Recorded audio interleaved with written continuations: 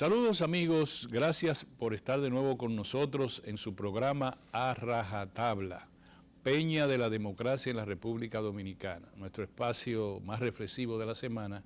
Estamos hoy con ustedes, un tanto acongojados, adoloridos, todos nosotros aquí, por el fallecimiento repentino de Johnny Ventura. Ha muerto una parte de la República. Johnny Ventura es el perfil del ciudadano dominicano. Johnny Ventura representa el gentilicio dominicano. Johnny Ventura, a quien yo me honro en haber sostenido una amistad de muchos años con él, Johnny Ventura es parte esencial de la vida dominicana. Es el embajador de su mejor música. Pero yo quiero decirle a ustedes que en Puerto Rico lloran hoy a Johnny Ventura, igual que nosotros. Lo hacen en Curazao, en Aruba, lo hace la comunidad dominicana en los Estados Unidos y la comunidad hispana. En toda Sudamérica, en Colombia hoy se habla mucho, con mucho pesar del fallecimiento de Johnny Ventura.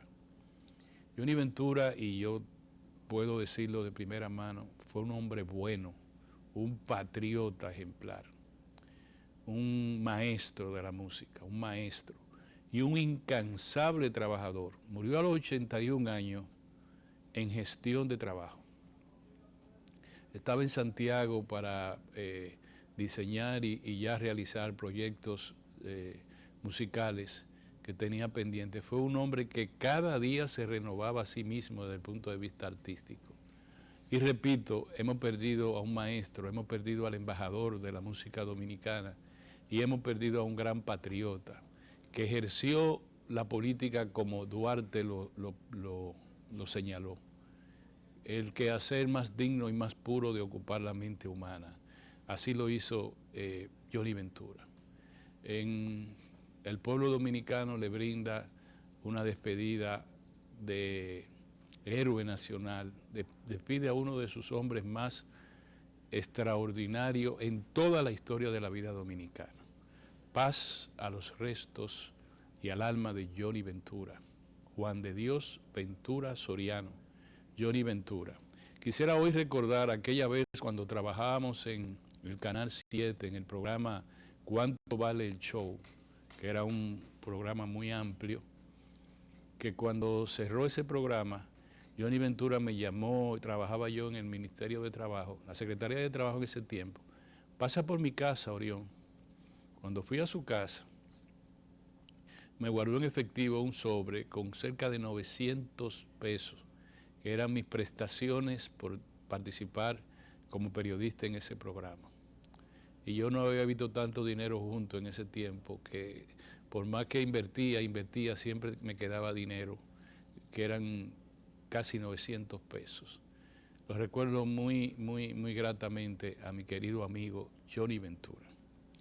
Bueno, señores, en el día de hoy vamos a hacer un programa variado, van ustedes a tener algunas cosas. Hoy yo quiero hablar algo que lo he referido en el programa Tiempo Medido durante meses, y quizás hoy pueda llegar mejor al presidente de la República, don Luis Abinader. Y me refiero, queridos amigos y amigas, a mi exhortación al gobierno para que mejore la interacción que realiza con el pueblo dominicano, con los distintos sectores de la sociedad. Soy de opinión que esa interacción debe estar basada en la transparencia, en el respeto y en la verdad. El orden lo ponen ustedes. Y hoy quiero poner un ejemplo de lo que puede pasar cuando eso no se observa. Fíjense, el gobierno de los Estados Unidos acaba de informar que en la República Dominicana está presente la fiebre porcina africana. Es la peor noticia que pueden recibir porcicultores en cualquier parte del mundo. Es una enfermedad letal para la porcicultura. Generalmente hay que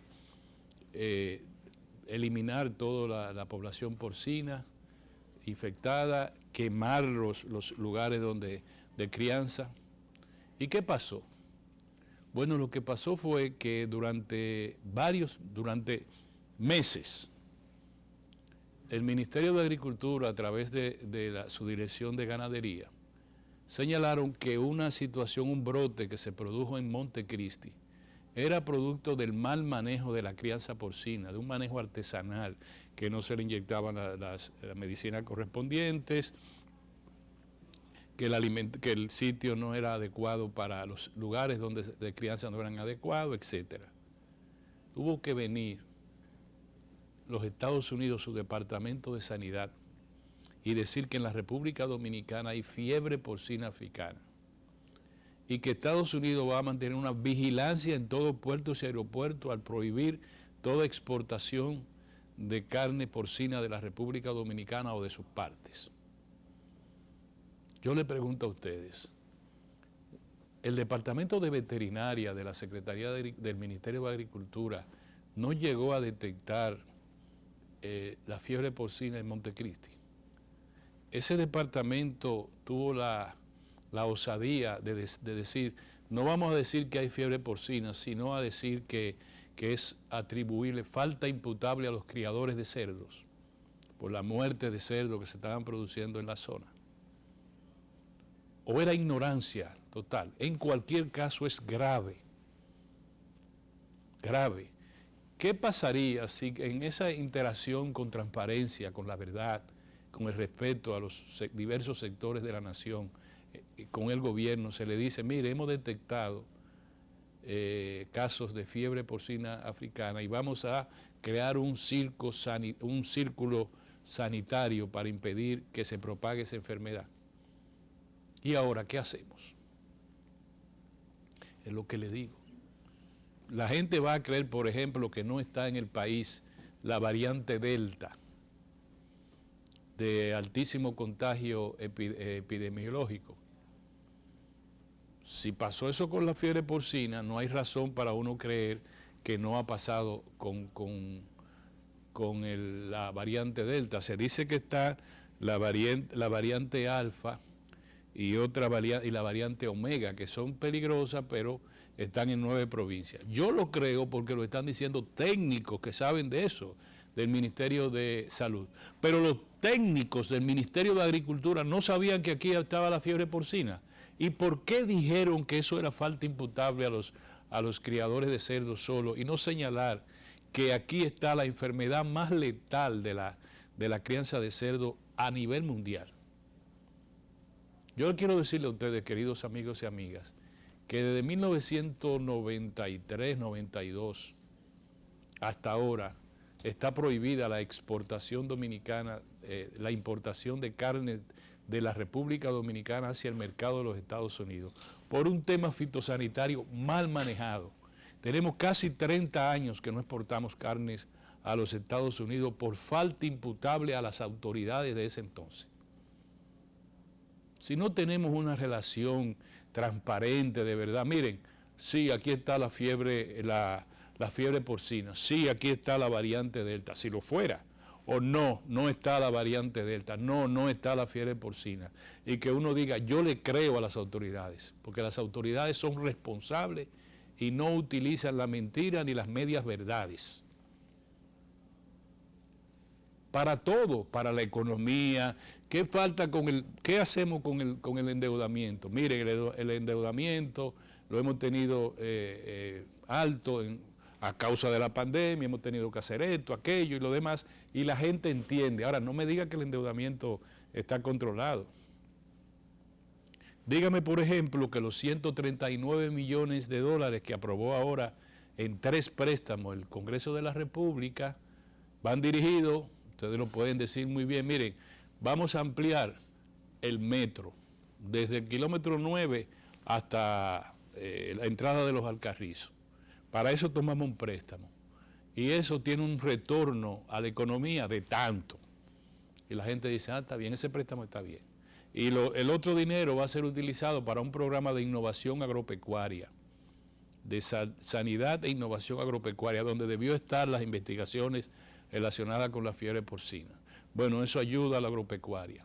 Resulta que este programa le ha dicho tantas veces al gobierno, vamos a tener, señores, es obligatorio, no solamente una verja perimetral que impida la inmigración ilegal haitiana y el trasiego de armas, de drogas desde el otro lado de la frontera, no.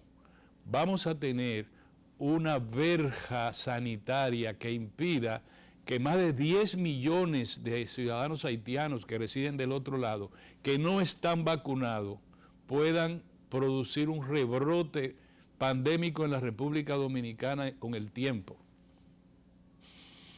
Y le dije, vamos a tener que tener también una verja fitosanitaria. Señores, si es en Montecristi que se revela la fiebre porcina africana, ustedes no pueden pensar, y no nos digan racistas ni nada de eso, que eso pudo venir desde Haití. En Haití no hay vigilancia fitosanitaria. En Haití puede pasar cualquier cosa. Nosotros debemos tener una verja perimetral fitosanitaria. Y debemos tener una verja perimetral, valga el término, sanitaria. O yo le pregunto al gobierno, en 10 años, ¿no tendremos nosotros inversiones por miles de millones de dólares en Manzanillo y su entorno? Solo la carretera, la autopista que va a unir a Santiago con Manzanillo, vale una cantidad impresionante de cientos de millones de dólares. Y la remodelación del puerto.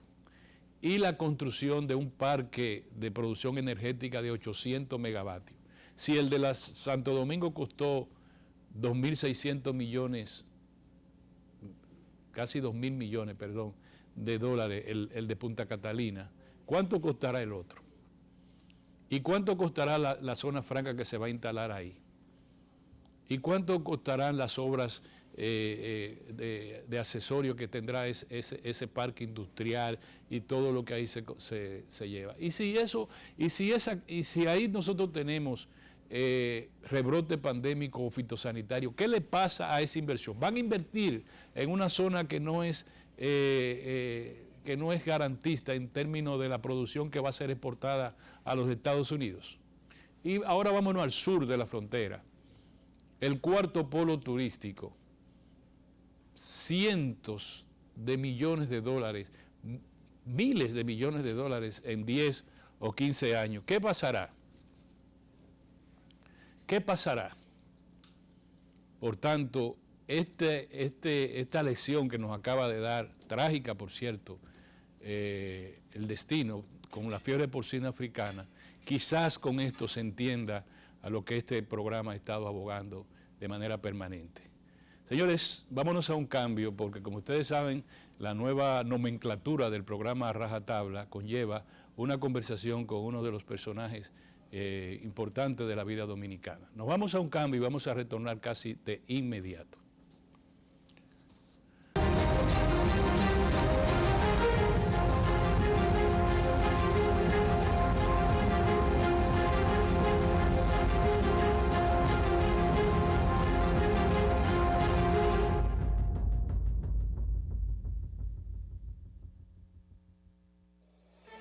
En Banreservas apoyamos la voluntad de quienes generan cambios para escribir nuevas historias. Por eso en 1979 nace el voluntariado Banreservas, que realiza acciones de sostenibilidad y solidaridad que mejoran la calidad de vida de miles de familias vulnerables, llevándoles dignidad y esperanza. Banreservas, 80 años siendo el banco de todos los dominicanos. El mundo está cambiando, siempre lo ha hecho, ahora más deprisa. Nuevos retos y oportunidades nos desafían. Por eso el Infotep está convocando a su primera consulta nacional sobre el futuro de la formación técnico-profesional en la República Dominicana. Queremos escuchar. En el Infotep valoramos tu opinión. Hola, hoy voy a explicarte algunos derechos que te corresponden como usuario financiero. Tienes derecho a recibir, tanto de los bancos como de la Superintendencia de Bancos, orientación acerca del funcionamiento, las características y el manejo de tus productos financieros. Tienes derecho a reclamar. Si sientes que tus derechos han sido vulnerados, puedes exigir que sean respetados presentando tus quejas, denuncias o reclamaciones de forma totalmente gratuita. Y recuerda, en ProUsuario estamos para escucharte, orientarte y respaldarte. El Banco Central hace política monetaria.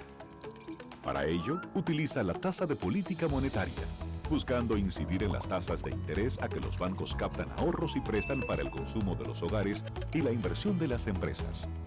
El objetivo de la política monetaria es mantener la inflación en torno a una meta definida por el Banco Central, logrando la estabilidad de precios y contribuyendo a crear las condiciones para un crecimiento económico sostenido.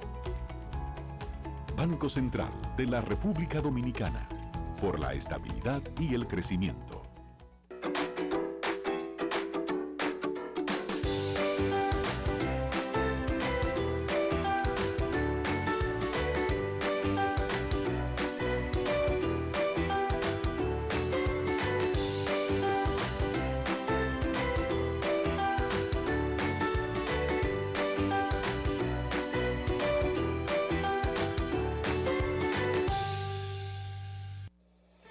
En Banreservas apoyamos la voluntad de quienes generan cambios para escribir nuevas historias. Por eso en 1979 nace el voluntariado Banreservas, que realiza acciones de sostenibilidad y solidaridad que mejoran la calidad de vida de miles de familias vulnerables, llevándoles dignidad y esperanza.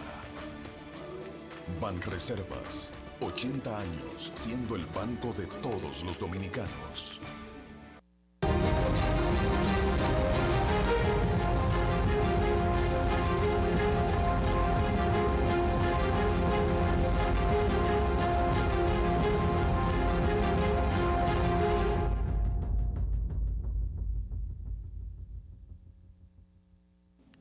Muy bien, mis amigos, su programa Rajatabla, el programa reflexivo de la semana. Hoy tenemos, yo siempre trato de que vengan primero amigos míos y después personas que tengan calidades para hablar en público. Pues yo tengo esa doble condición hoy con el licenciado Melanio Paredes. Se podía pensar con que ex ministro de Educación para analizar algún tema de educación, pero los señalamientos ahora es que es miembro del comité político del Comité Central del Partido de la Liberación Dominicana. De manera que los saludo amablemente, camarada. Siempre es grato conversar con amigos y sobre todo si son comunicadores acuciosos. Muchas gracias, muchas gracias. Melanio, nosotros hablábamos fuera del aire de comunicación, pero yo creo que lo que debemos de hablar, y perdóname que yo me vaya tan lejos, del Congreso del Partido de la Liberación Dominicana. Tú que eres de larga data en el PLD, sabes que se han producido eventos en ese partido que han sido, que han determinado el curso de la historia del PLD. Yo me acuerdo de la conferencia Ho Chi Minh, para ponerte una en la que yo participé. Y por ahí hay el Congreso Elector, los Congresos Electores. El Congreso inicial, el Napier Díaz González en Santiago, ¿te acuerdas? Sí, sí. El Congreso Constitutivo. Los congresos que parecen cooperativas no son dados a los partidos políticos. Si tú quieres, podemos hablar del 20 Congreso del Partido Comunista de la Unión Soviética. Los congresos de los partidos... O a la celebración del 100 aniversario de la fundación del Partido Comunista Chino. Sí, pero esa es una celebración, pero un congreso es para producir debate. Sí, así es. Ustedes hicieron una cooperativa, fue un congreso cooperativista. El comité de vigilancia quedó un informe, el comité administrativo quedó un informe. Y el PLD, todos son felices e indocumentados. ¿Ese fue el motivo del Congreso? No, definitivamente no. Y tú que me conoces como un hombre crítico, que siempre apostó por la renovación, que siempre apostó por la vuelta a las raíces, de ese partido que tú dices, que era paradigmático en términos del debate de las ideas. O sea, su fundador, el maestro, siempre presente entre nosotros, entendía que el debate de las ideas era el combustible de una organización llamada a cumplir un rol de redención, de transformación de la sociedad, de satisfacer expectativas en una nación como la nuestra, en que se ha postergado tanto esa visión liberal, el proyecto trinitario. Y naturalmente esa condición de bochista todavía se mantiene en muchos de nosotros.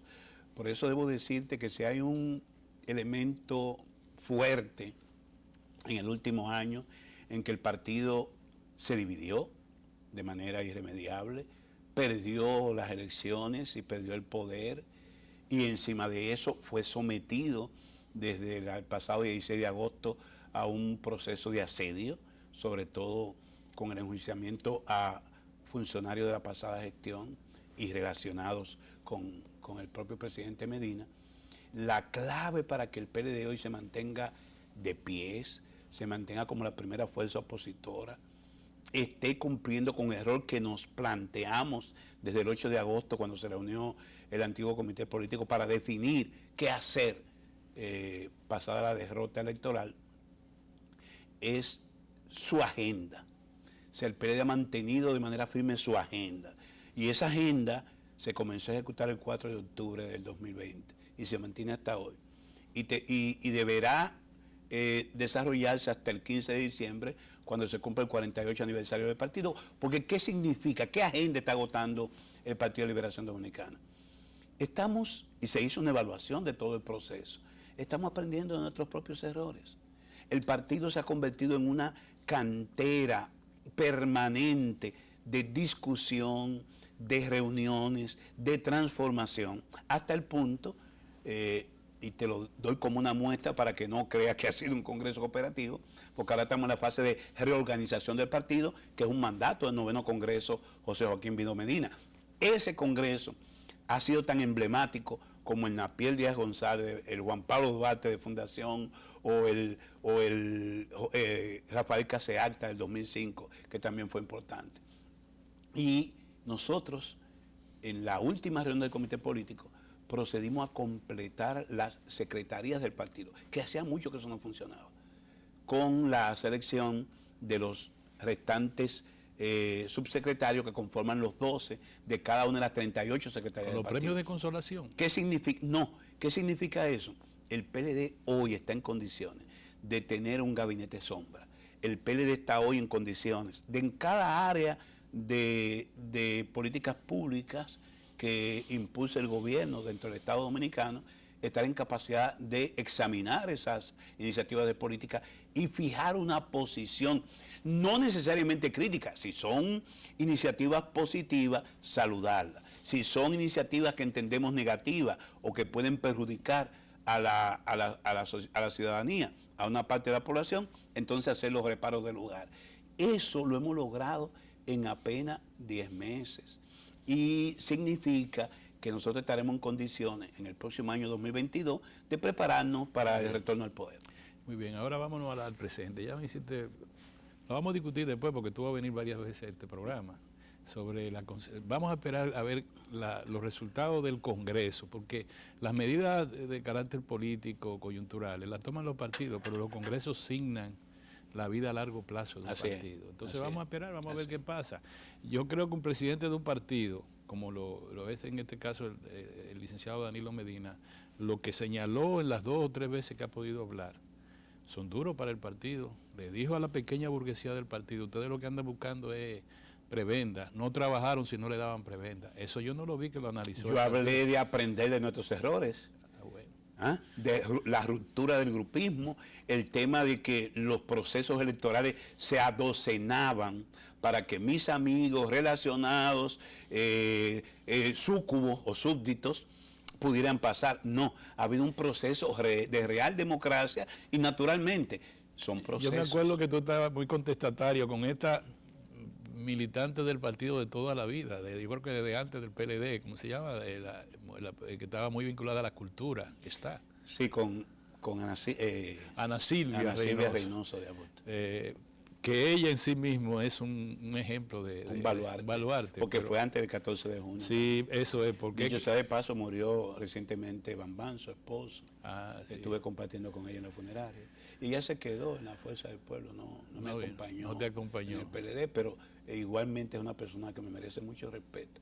Tanto ella como el doctor Ramón Andrés Blanco Fernández. La misma pregunta que le formulé donde tú estás sentado al doctor, al vicepresidente del Partido de la República, es vicepresidente, el doctor Rafael Alburquerque.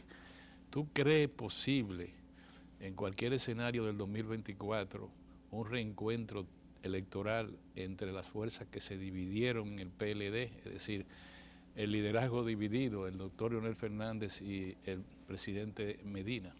Las circunstancias por las que atravesará el país en los próximos meses y los próximos años serán determinantes para cualquier desenlace o curso o derrotero de la situación política nacional.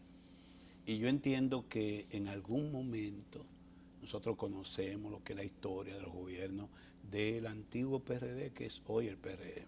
Ahí solamente hay un cambio, y es la cabeza. Pero todo ese cuerpo en el Estado es el antiguo PRD, que tuvo excelente desempeño en los 2 primeros años de Antonio Guzmán, en los 2 primeros años de Salvador Blanco, en los 2 primeros años de Hipólito Mejía. Pero después fue un desastre. Y ese desastre convocó, por ejemplo, a un Balaguer prácticamente desahuciado en el 86, o a un PLD que había salido de su primera experiencia de gobierno en el año 2000, retornamos inmediatamente en el 2004. ¿Por qué? Porque las circunstancias del país obligó a la sociedad a mirar hacia otro lado. Entonces, en ese momento, ¿qué va a demandar la nación dominicana? Va a demandar de la experiencia de sus mejores líderes. Va a demandar de que en una circunstancia de apremio, de deterioro, como uno proyecta ante lo que hemos visto en estos 11 meses, es que entonces sus mejores dirigentes y líderes puedan llegar a algún tipo de encuentro para reencauzar la nación. Entonces yo no descarto nada en política. Naturalmente, quizás es temprano, como dicen, para ablandar habichuelas, pero yo no descarto nada, y en política tú no puedes descartar nada.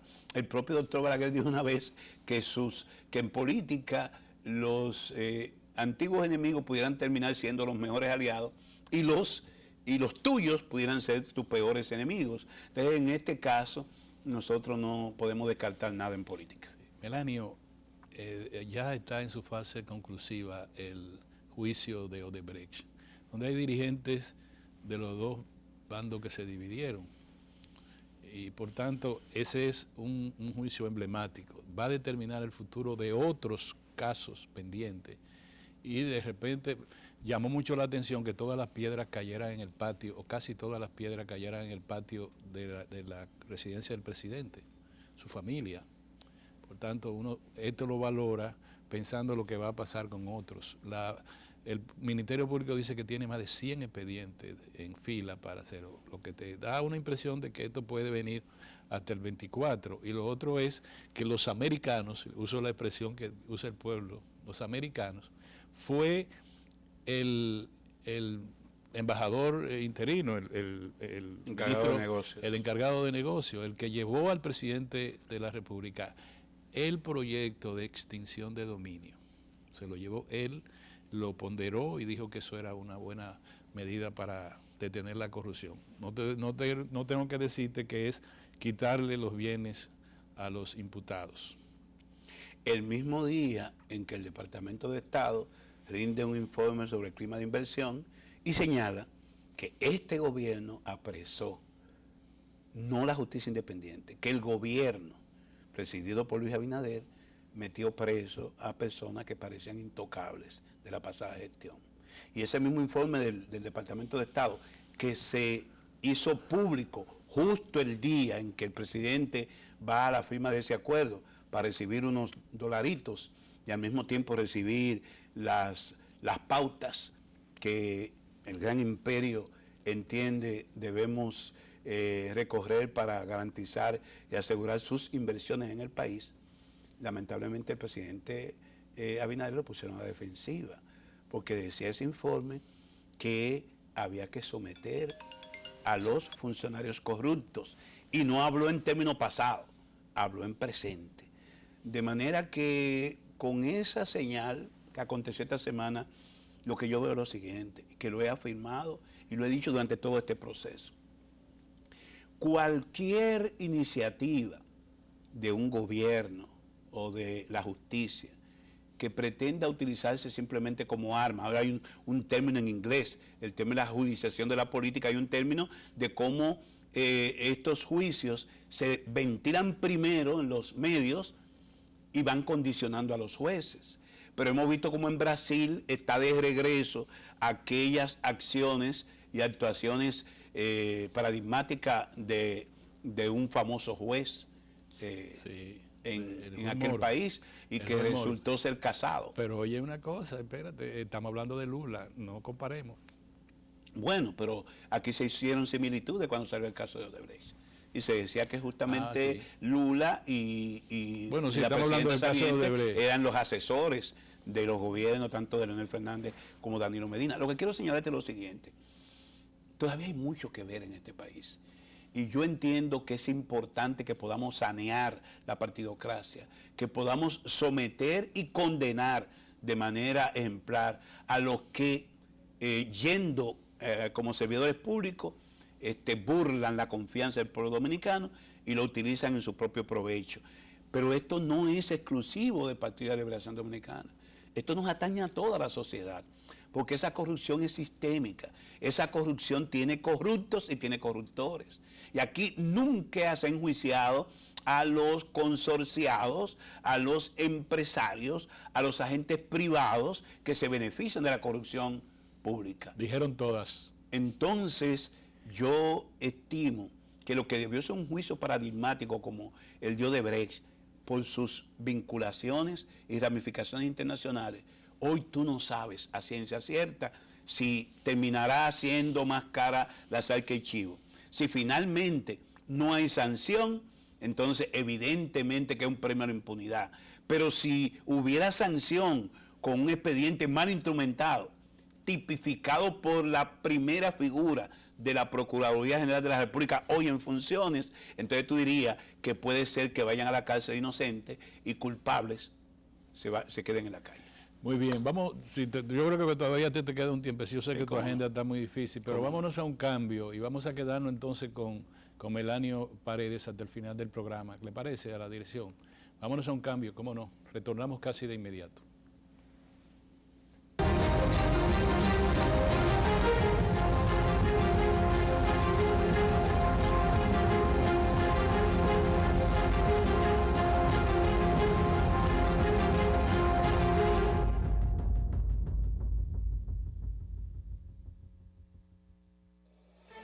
En Banreservas apoyamos la voluntad de quienes generan cambios para escribir nuevas historias. Por eso en 1979 nace el voluntariado Banreservas, que realiza acciones de sostenibilidad y solidaridad que mejoran la calidad de vida de miles de familias vulnerables, llevándoles dignidad y esperanza.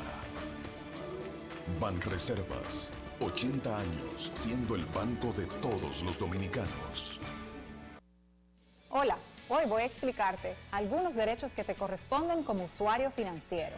Tienes derecho a recibir, tanto de los bancos como de la Superintendencia de Bancos, orientación acerca del funcionamiento, las características y el manejo de tus productos financieros. Tienes derecho a reclamar. Si sientes que tus derechos han sido vulnerados, puedes exigir que sean respetados presentando tus quejas, denuncias o reclamaciones de forma totalmente gratuita. Y recuerda, en ProUsuario estamos para escucharte, orientarte y respaldarte. El Banco Central hace política monetaria. Para ello, utiliza la tasa de política monetaria, buscando incidir en las tasas de interés a que los bancos captan ahorros y prestan para el consumo de los hogares y la inversión de las empresas. El objetivo de la política monetaria es mantener la inflación en torno a una meta definida por el Banco Central, logrando la estabilidad de precios y contribuyendo a crear las condiciones para un crecimiento económico sostenido. Banco Central de la República Dominicana, por la estabilidad y el crecimiento.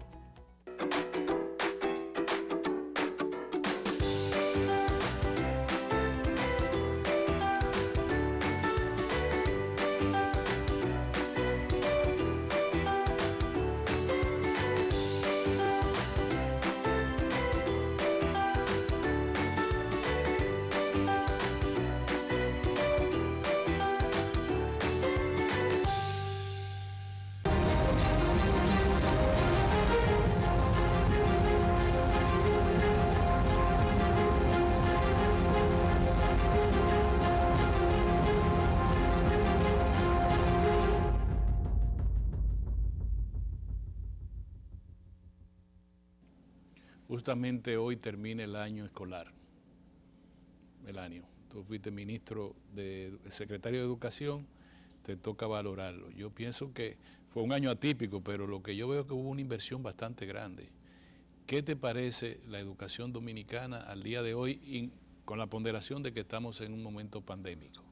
Cuando las presentes autoridades obviaron el modelo semipresencial que presentó el último ministro Danilo Medina, Peña Mirabal, y decidieron irse por el modelo pedagógico a distancia, yo fui de los que opiné que había que dar el beneficio de la duda, que lo más importante, y lo saludé como una iniciativa positiva de gobierno, era no interrumpir el ciclo escolar, porque se ha establecido claramente que si las escuelas se cierran y se interrumpe el ciclo escolar de los niños, niñas y jóvenes, eso pudiera desencadenar una desgracia generacional. Los niños y niñas en su edad de escolaridad en este país, de los 5 años en adelante, tienen que estar en lo que es su actividad fundamental, que es su educación. Si tú lo sacas de ahí, puede pasar cualquier cosa. Y no siempre, es más, en la generalidad de los casos, perniciosa o perjudicial para sus familias y para la nación dominicana. Ahora bien, también dije en aquel momento que ningún país, y lo dijo Moisés Naín, diciendo que lo más característico de la pandemia ha sido la improvisación de los gobiernos, la incertidumbre de los maestros y la confusión de las familias. Esas tres categorizaciones hizo Moisés Naín, un pensador contemporáneo que todos respetamos. Y decía que ningún país estaba preparado para ofrecer educación a distancia a todos los alumnos. Las autoridades entendieron que sí, la práctica ha reflejado que no. Y lo tomo solamente para no que se entiende que es una crítica ligera.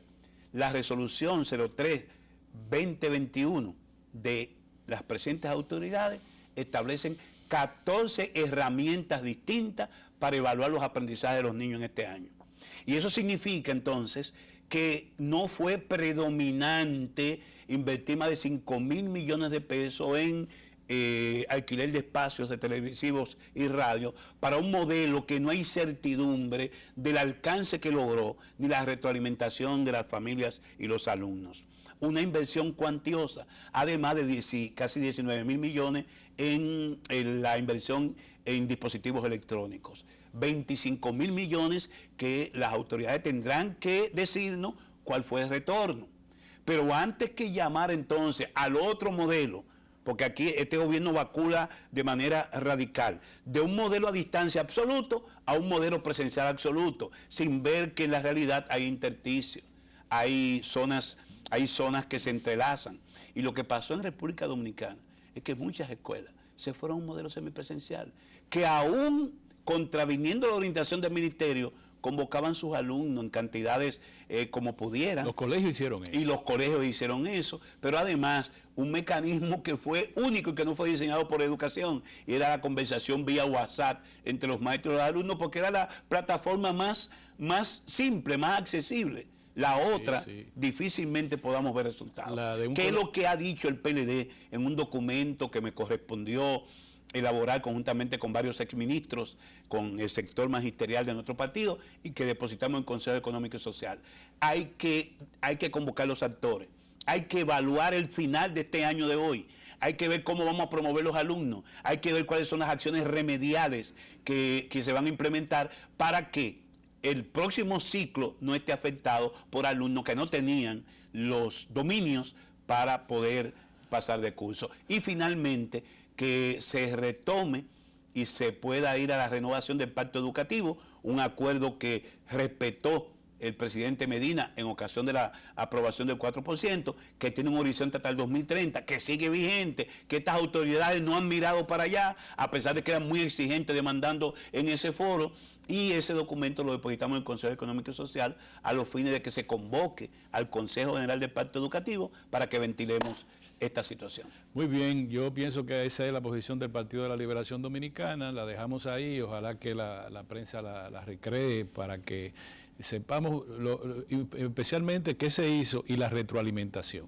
Y con eso vamos a despedir al licenciado Melanio Paredes, que va a su reunión del comité de los organismos del Partido de la Liberación Dominicana, y le damos entonces el permiso de retirarse, y nosotros vamos a continuar aquí. Muchas gracias, Melanio. Gracias por estar con nosotros. Ahora, señores, a mí me toca hablarle de Odebrecht, para decirle que si bien es cierto que es un juicio emblemático que refiere, toda la situación de la lucha contra la corrupción referida al nuevo escenario, que es aquel que derriba barreras jurídicas. Un caso que tuvo su origen en Brasil y que se desparramó por toda América Latina, pues ha tenido la cooperación de todas las naciones, de todo el ámbito judicial de las naciones. Y ahí está aquí en la República Dominicana con 6 imputados, de un total de 14 que fueron encartados en un primer expediente. Yo quiero decirle a ustedes que todavía no termina, aunque tenga una fase conclusiva. Ya el Ministerio Público ha pronunciado su dictamen y ha pedido penas de 10 años para 2 imputados y de 5 años para los demás imputados. También creo que hay un pedido de pena de 7 años para uno. Ahora la defensa comienza sus alegatos de descargos y va a comenzar a partir del mes de septiembre. Los jueces posteriormente se retiran a deliberar. Como se trata de un juicio emblemático, los magistrados, en este caso las magistradas de la primera sala penal, me parece, de la jurisdicción del Distrito Nacional, van a leer muchos textos, van a tomar muchas referencias bibliográficas, jurídicas, van a tomar en cuenta muchas referencias de nuestra Suprema Corte de Justicia, de las cortes que se han pronunciado alrededor de este caso, para pronunciar una sentencia que la libere a esas magistradas profesionalmente y desde el punto de vista de su sentencia de cualquier entramado de cuestionamiento. La sentencia va a ser cuestionada y va a ser inmediatamente llevada a jurisdicciones superiores por cualquiera de las partes que sientan que no le beneficia. Pero los jueces van a hacer el esfuerzo de pronunciar una sentencia que los estudiantes de derecho puedan leer acuciosamente y discutir. Si es una sentencia cualquiera, pues tiene mucho sentido. Eso quisiera yo señalarle. Miren, en el ámbito jurídico, pónganle atención, lean en otros países que se ha aprobado la ley de extinción de dominio, que es un tipo jurídico que permitiría confiscar bienes que la justicia determine que son provenientes de actividades ilícitas. Digamos que ese es el elemento fundamental que el Departamento de Estado y el Departamento de Justicia de los Estados Unidos quiere que se aplique en América Latina. América Latina reacciona ante esto, es una medida, es una ley fuerte que no es porque decomise o no bienes ilícitos, de origen ilícito, sino porque en América Latina no se sabe quién aplicaría una ley de esa naturaleza. Si tenemos la fortaleza institucional para aplicar una ley de esa naturaleza. Fíjense que en Guatemala, la ministra que le sirve de apoyo al Ministerio Público fue destituida. E inmediatamente los Estados Unidos recesaron la ayuda a Guatemala en materia de fortalecimiento de las instituciones jurídico-políticas. Y Estados Unidos cuestiona al gobierno de Guatemala por eso que hizo.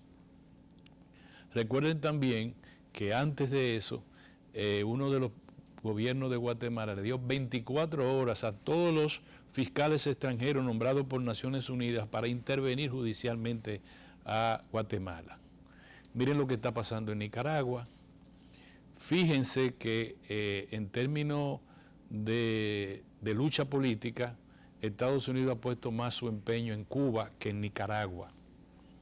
Fíjense lo que está pasando en El Salvador, donde hay un gobierno populista que toma las medidas desde cancelar a los miembros de la Corte Suprema y no pasa nada. Fíjense lo que está pasando en Colombia. fíjense todavía la crisis de Venezuela. Es decir, nosotros tenemos muchos referentes negativos que tenemos que tomar en cuenta al momento de establecer cuál será el destino institucional de la sociedad dominicana. Nosotros estamos funcionando nuestros poderes públicos de buena manera. El presidente de la República, don Luis Abinader, tiene una interacción adecuada con la población. Si no fuera así, señores, el gabinete es innominado, el gabinete es una humareda de no se sabe qué cosa. Pero el presidente de la República se ha encargado, de hecho, es el que despeja esa humareda que uno no entiende. Cuando se trata de educación, cuando se trata de agricultura, cuando se trata de temas económicos, solo en el ámbito monetario nosotros tenemos una interacción muy clara de las autoridades monetarias con la población.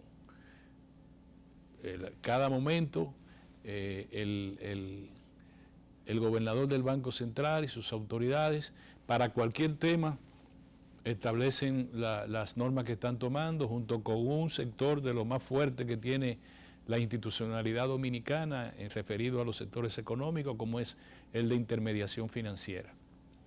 Fíjense un dato, la Superintendencia de Banco acaba de autorizar la devolución, ha autorizado desde el mes de agosto hasta ahora de 120 millones de pesos a los ahorrantes y depositantes que han tenido dificultades, que le cobran de una manera que no fue así, que fue así.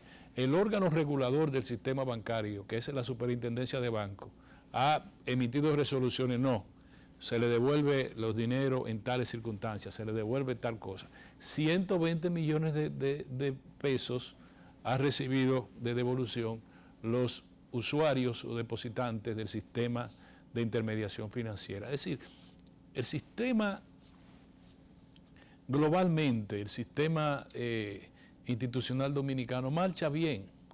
La economía dominicana, en el informe este que habló Melanio Paredes sobre las dificultades que encuentran los inversores estadounidenses en la República Dominicana, define a la economía dominicana una economía de renta media alta y que tiene muy buenas ofertas de exenciones y exoneraciones para los inversores extranjeros. Lógico, lo que aparece no es solo culpa de este gobierno, lo que aparece como falencias.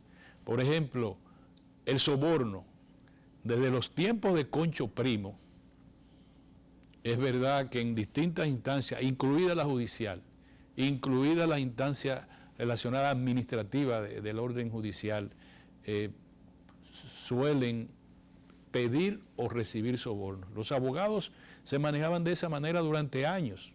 Eso tiene que terminar. La burocracia pesada, cruenta que tiene la República Dominicana tiene también que terminar. Por eso es que abogamos por ventanilla única en aduana, por ventanilla única en el sector de exportación, por ventanilla única en el sector de la administración tributaria. Es decir, que todo sea relativamente fácil de acceder y que no se creen condiciones de dificultades para la inversión extranjera. Recuerden ustedes que durante los últimos 15 años, la inversión extranjera ha promediado 2.500 millones de dólares anuales y es uno de los más altos en relación al Producto Interno Bruto de América Latina. Por tanto, eso debemos nosotros preservarlo como niñas de propios ojos. ¿Y qué es la palabra? ¿Cuál es la palabra mágica? La palabra mágica es seguridad jurídica. Que si yo vengo a invertir, por ejemplo, la empresa SeaWorld, la que tiene la barcaza en el río Jaina, en el río Osama, un grupo de abogados se unen en una asociación, una cosa, y piden al Tribunal Superior Administrativo que prohíba esa barcaza de estar ahí, que causa daño al medio ambiente. Resulta que son dos, la Estrella 1, la Estrella 2 y la Estrella 3, son dos barcazas. Una de ellas, la Estrella 2, va a ser retirada de ahí porque la van a ofertar en otro país que ya lo están requiriendo. Lo está requiriendo la costa maya de México. Se va a quedar una que es última generación. Esa tiene una capacidad de 150 megavatios. Esa barcaza es la que ofrece luz estable al Palacio Nacional y a todo el entramado de la zona colonial. Esa barcaza está diseñada para no verter ningún tipo de líquido, de aceite ni nada al río, y para además el agua que retorna al río es un agua al mismo nivel de la que circula en ese afluente. Eso es seguridad jurídica. Aprendamos a tener seguridad jurídica. Hay 350 millones de dólares invertidos ahí. Que se vayan. Son cosas como esas de las que estamos hablando. Señores, los temas fueron fiebre porcina africana, una mala noticia, la muerte de Johnny Ventura, una mala noticia, el hecho de que tenemos 4.3 millones de personas ya inoculadas con las 2 vacunas es una buena noticia, y que tenemos 5 millones de personas con una vacuna. Lo que debemos ahora es promover que nos pongamos la segunda vacuna todo el mundo. Muchas gracias, mis amigos y mis amigas, por estar en este programa a rajatabla. La próxima semana, recuerden que este programa, no lo dije, perdónenme, este programa se transmite por Super TV 55 en Santiago y Teleradio América en la República Dominicana, a quienes agradezco que nos hayan llevado a sus hogares o a los lugares donde ustedes se encuentran. Hasta la próxima semana, mis amigos.